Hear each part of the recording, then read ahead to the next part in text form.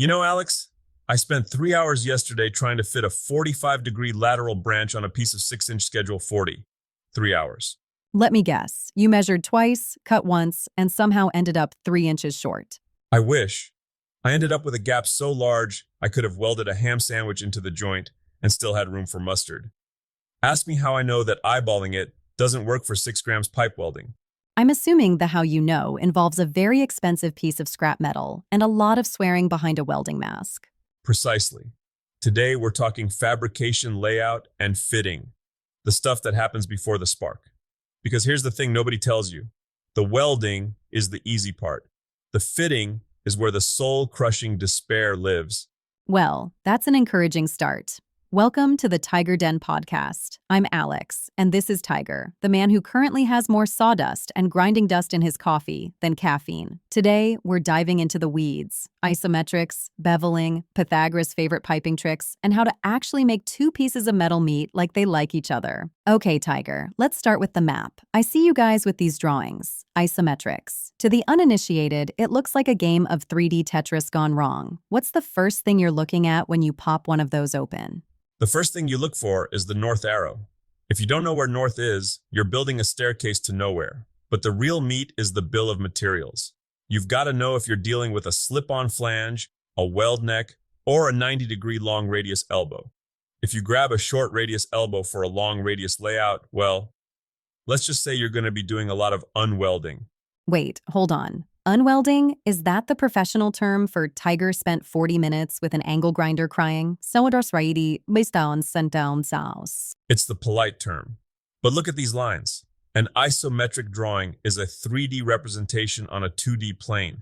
It uses 30-degree angles to show depth. The most important thing a beginner needs to understand is the takeoff. If you have a pipe run that needs to be 48 inches from center to center, you can't just cut 48 inches of pipe. You have to subtract the takeoff for the elbows or T's. Okay, explain takeoff to me like I'm 5 and I just want to play with the shiny welding torch. Imagine you're driving a car. If you need to stay exactly 10 feet from a wall and you turn a corner, the car has a turning radius, right? The takeoff is the space the fitting occupies. For a standard 90-degree long radius elbow, the takeoff is 1.5 times the nominal pipe size. So for a 2-inch pipe, the elbow takes up 3 inches of your total measurement. If you forget to subtract that from your pipe length, your spool is going to be way too long. And that's where the Pythagorean theorem comes in. My high school math teacher said I'd use it, and I laughed at him. Was he right? He was a prophet, Alex. Especially when we get into rolling offsets.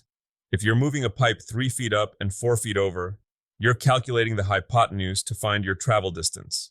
Talk to me about the fitting up process. I've seen you spend more time with a grinder than actually welding. Is that just you being a perfectionist, or is there a reason? It's survival. Let's talk about the 6 grams position. Pipe at a 45-degree angle, fixed.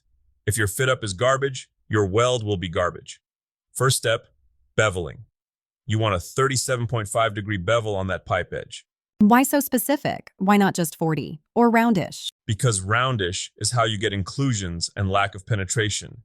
You need a land or a root face, a flat spot on the tip of that bevel, maybe a 1/16th of an inch. If that land is too thin, you'll blow through it. If it's too thick, you won't get the butter, that perfect root bead on the inside. Okay, so you've got your bevels, you've got your lands. Now comes the gap. I see you using these little pieces of wire, like pieces of a coat hanger, to space the pipes out. Those are gap rods or spacers, usually 1/8 inch. Here's the thing nobody tells you. Metal shrinks when it gets hot. If you tack your pipe with a 1/8 inch gap, as you weld around it, the metal is going to pull. If you don't account for that pull, your pipe will end up crooked. So you're basically fighting physics the whole time. Every second. You tack it at 12, 6, 3, and 9 o'clock, but you check for square after every tack. If you tack the top and it pulls the bottom open, you have to use a bridge tack or a wedge to bring it back. If you're a beginner, you'll ignore the squareness until you finish the whole root pass. Ask me how I know that results in a pipe that looks like a banana. I was going to ask if the banana was a technical term. It's a term for Tiger has to buy more material. Let's move to flanges. They look simple. You just bolt them together, right? But I saw a video on two-holing. It sounds like an Olympic sport. What is it? Two-holing is the mark of a pro. When you fit a flange to a pipe, Those bolt holes have to be perfectly leveled. You put a leveling tool, literally 2 pins, into the top 2 holes. If those holes aren't level, the valve or piece of equipment you're bolting to later won't fit. So, if the guy at the shop miscalculates the 2 hole by half a degree, the guy in the field 3 weeks later is the one who suffers. Exactly. He's out there in the mud, 50 feet in the air, trying to bolt a pump to a flange that's rotated just enough that the bolts won't go in. He will curse your name, your children's names, and your dog's name. You mentioned the Blue Book earlier. It's like the Bible for fabrication. Why can't we just use an app? You can, but the Blue Book doesn't run out of battery. It has tables for everything: lateral offsets, standard pipe dimensions, even how to lay out a fish mouth cut. A fish mouth is when you're joining one pipe to the side of another at a 90-degree angle. You have to cut a curve into the end of the branch pipe so it sits flush on the radius of the main pipe. That sounds like a nightmare to mark out by hand. It is. You use a template, you can wrap a piece of paper around the pipe, mark your ordinates, and cut it. If you're off by a 1/4 inch, you have a gap. And remember what I said about gaps?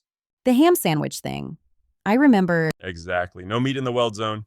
Tiger, we joke about the bananas and the unwelding, but why does layout matter so much? I mean, shouldn't we just focus on making the prettiest welds possible for Instagram? Here's the truth, Alex. A pretty weld on a bad fit up is just a shiny mistake. In fabrication, the layout is the integrity. If your measurements are off, the stress on the joints is higher. If your bevels are inconsistent, your penetration is weak. So the maker part happens in the planning. The maker part happens in the silence before the machine starts. It's in the patience of checking your level for the 5th time. It's in realizing you made a mistake on your math and being humble enough to start over instead of trying to weld across the gap. That feels like a life lesson, disguised as a piping tutorial. Most shop work is. If you can't be honest with your square, you can't be honest with yourself. Wow, that was deep. Are we still talking about pipe fitting, or did we just start a therapy session? A bit of both. But seriously, go buy a Blue Book. Even if you don't use it, it makes you look like you know what you're doing. Fair enough. Well, that's our deep dive into the world of layouts and fit-ups. Tiger, go wash that grinding dust out of your coffee. It adds character, Alex, and fiber. Gross. Remember, the measure of a craftsman isn't how few mistakes he makes. It's how well he fits the pieces back together after he screws up. See you next time at the Tiger Den.